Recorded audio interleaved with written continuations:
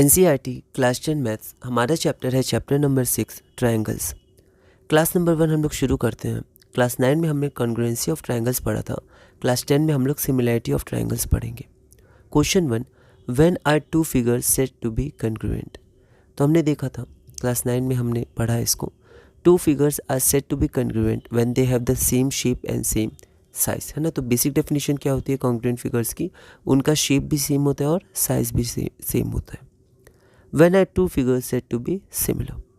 Two figures are said to be similar if they have the same shape. उनका shape same होगा and not necessarily the same size, but भी आप यहाँ लिख सकते हैं but not necessarily the same size। मतलब उनका शेप तो सिमिलर होगा ही, तभी उन्हें सिमिलर कहा जाता है, लेकिन जो साइज़ है वो सेम हो भी सकता है, नहीं भी हो सकता है। ठीक है, अगर साइज़ भी सेम हो जाएगा तो कॉन्ग्रुएंट हो जाएंगे, नहीं तो सिमिलर रहेंगे।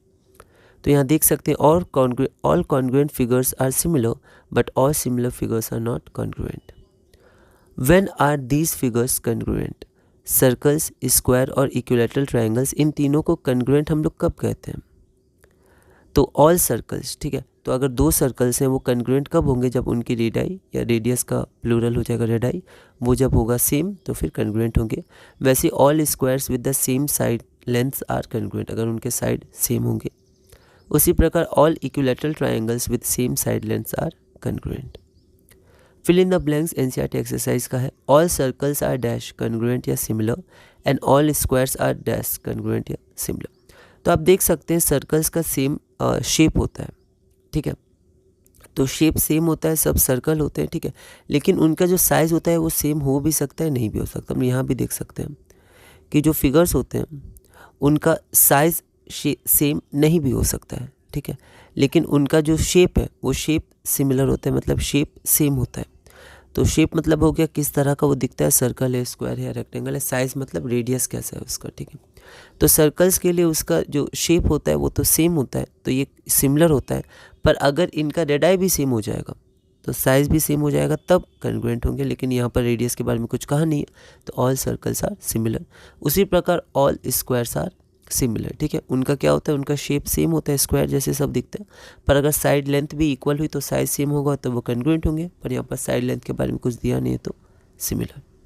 All circles are similar and all squares are similar. अगला क्वेश्चन है, when are two polygons said to be similar? Both polygons have the same number of side. तो मान लेते हैं हमारे पास दो पॉलीगन है जिसके सेम नंबर ऑफ साइड्स है, तो उनको हम लोग कब सिमिलर बोलेंगे? उन दोनों पॉलीगन्स जिनके सेम नंबर ऑफ साइड्स है उनको सिमिलर कब कहा जाएगा? Two polygons of the same number of sides are similar if, ये दोनों बहुत इंपॉर्टेंट कंडीशन है। पहला तो उनका कॉरस्पॉन्डिंग एंगल्स क्या हो, इक्वल हो, सेम कॉरस्पॉन्डिंग एंगल्स हो, और दूसरा their corresponding sides are in the same ratio और प्रपोर्शन। तो उनके जो कॉरस्पॉन्डिंग साइड्स होंगे उनका रेशियो और प्रपोर्शन सेम होगा। अगला क्वेश्चन हम लोग देखते हैं, question number 6, what is the scale factor और रिप्रेजेंटेटिव फैक्टर? तो स्केल फैक्टर या रिप्रेजेंटेटिव फैक्टर क्या होता है? The same ratio of the corresponding sides is referred to as the scale factor या representative fraction, ठीक है।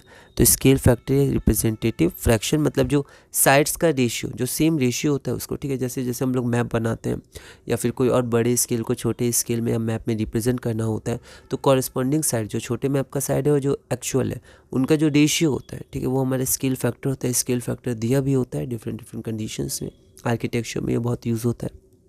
अगला हमारे पास है, When are two triangles said to be similar? Two triangles कब सिमिलर होते हैं? तो हमें ध्यान रखना है ट्रायंगल भी क्या है, एक पॉलीगन है।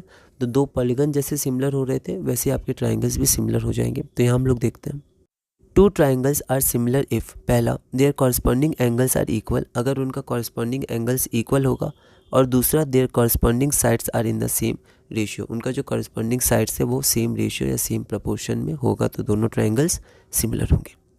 What are equiangular triangles? तो equiangular triangles क्या होते हैं? If corresponding angles of two triangles are equal, then they are known as equiangular triangles, ठीक है। Equilateral, lateral आपका साइड्स हो जाता है, मतलब साइड सेम होंगे, ठीक है। और अगर आपके एंगल सेम होंगे तो equiangular होता है, नाम से क्लियर है। equi मतलब सेम, तो सेम एंगल्स होंगे, corresponding एंगल सेम, तो equiangular triangles। ये हम लोग नोट कर सकते हैं। The ratio of any two corresponding sides in two equiangular triangles is always the same। तो अगर हमारे पास दो equiangular triangles है जिसमें मान लेते हैं ABC है और ये DEF है, तो corresponding मतलब A के लिए आपका D हो गया, बी के लिए ई हो गया, सी के लिए एफ। तो एंगल ए बराबर एंगल डी, एंगल बी बराबर एंगल डी और एंगल सी बराबर एंगल एफ। तो ऐसा अगर हमारे पास दो इक्वल एंगुलर ट्रायंगल है तो उनका जो कॉरस्पॉन्डिंग मतलब रेशियो ऑफ कॉरस्पॉन्डिंग साइड्स होगा, ठीक है।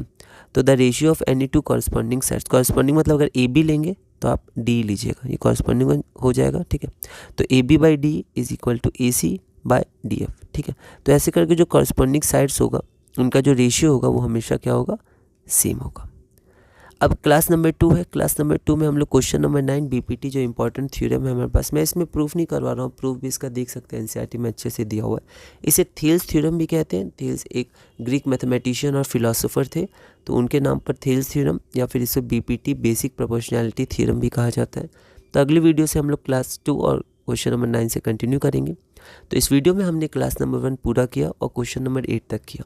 अगली वीडियो में हम लोग क्लास नंबर 2 और क्वेश्चन नंबर 9 से कंटिन्यू करेंगे और धीरे धीरे अपने CBSE NCERT class 10 maths chapter 6 triangles में आगे बढ़ेंगे।